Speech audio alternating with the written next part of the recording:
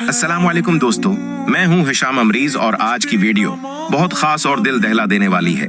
कल हमारे गांव ढूक में बहुत तेज बारिश और तूफान आया जिसने बहुत नुकसान किया। आइए आपको दिखाता हूं। ऐसा हो क्यों कि लगता ये वो वक्त था जब तेज हवाएं चल रही थीं। हर कोई डर गया था, किसी को समझ नहीं आ रहा था क्या करें।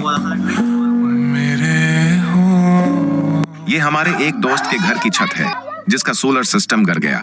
ये एक और जगह है जहां दीवार गिर गई। जी भाई, सब कुछ खराब हो गया है, अभी तक लाइट भी नहीं आई।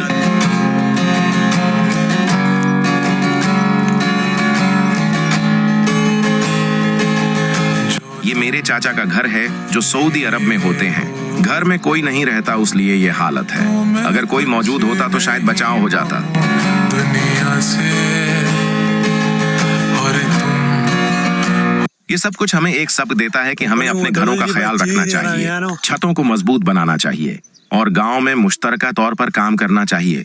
अगर अल्लाह का शुक्र अदा करें तो वो और देगा, लेकिन एहतियात भी जरूरी है। दोस्तों, दुआ करें कि अल्लाह सबको अपनी अमान में रखे।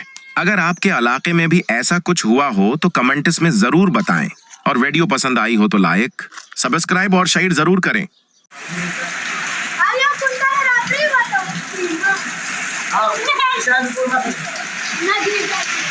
شو زميلك تشوى صورة كنت تشوى أرسلها